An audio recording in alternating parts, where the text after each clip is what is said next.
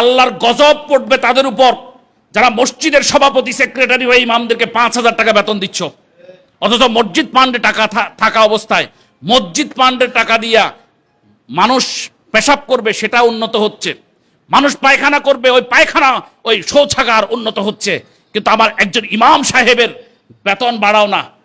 তুমি 10 minute 20 minute জামাতে নামাজ পড়ার জন্য আসো, এই জন্য এসি লাগাইছো, জার বাতি লাগাইছো, কিন্তু ইমাম সাহেব 24 ঘন্টা যে রুমটাতে থাকে, যে বেটায় লক্ষ লক্ষ টাকা কালেকশন করে দিল, তার রুমে 1 টন এসি লাগাইলে পারতা 50,000 টাকা খরচ হইত, 1,000 টাকা মাসিক হয়তো বিল আসতো, কিন্তু তুমি একটা এসি তাকে লাগাই দিতে পারো না।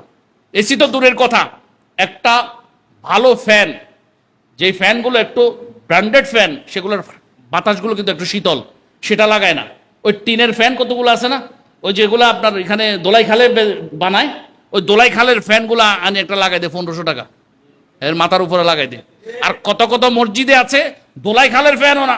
এটা এটা কত সালে কিনা হয়েছে আল্লাহই ভালো জানে, 1971 সালে নাকি 1952-তে কিনছে আল্লাহই ভালো জানে, ইমাম সাহেবের মাথার উপর ঘুরতেছে।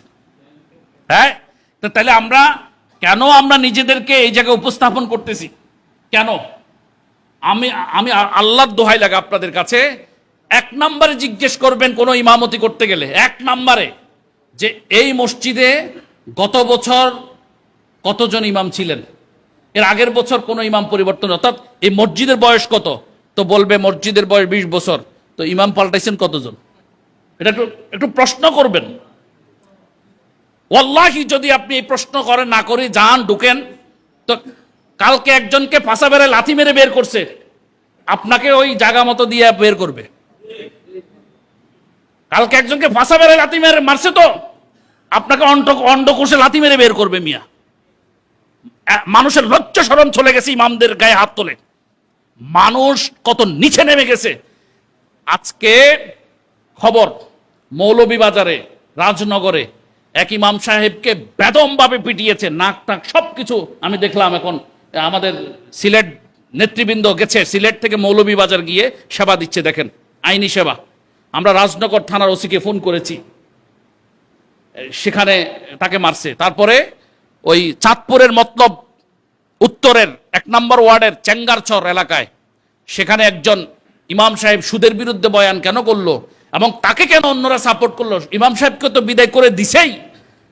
সবুজ ব্যাপারী মনে হয় ওর নাম, কাউন্সিলর, এবং একজন কথিত মুক্তিযোদ্ধা, তারা মিলে 4টা ফ্যামিলিকে আপনার সমাজচ্যুত করে দিছে।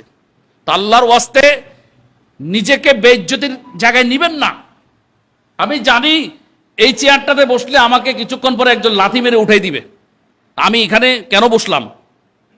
এজন্য আপনিও যদি না যান, আমিও যদি না যাই, আব্দুল হাই সাহেব না যায়, আব্দুল সাত্তার ভাই না যায়, আব্দুল কাহার ভাই না যায়, আব্দুল জব্বার ভাই না যায়, আব্দুল করিম ভাই যদি না যায়, আব্দুর রহিম ভাই যদি না যায়, কোন ভাই যদি না যায়, তার নামাজ কোথায় কে পড়ায় আমরা দেখে নেব। নামাজের ইমামতি এখানে, হ্যাঁ প্রশ্ন আসতে পারে, এটা কি কথা বললেন হুজুর, নামাজ পড়াবে না? মুনাফেক, যেই লোকগুলো মুনাফেকিতে নেফাকিতে তাদের অন্তর ভরপুর, সেখানে কোনো মুমিন ইমানদার নামাজ পড়াইতে এটা তার জন্য শোভনীয় হতে পারে না। কি করে 1 বছরে 10 জন ইমাম পরিবর্তন করো? কি করে? ইমাম সাহেবের কি অন্যায় ছিল?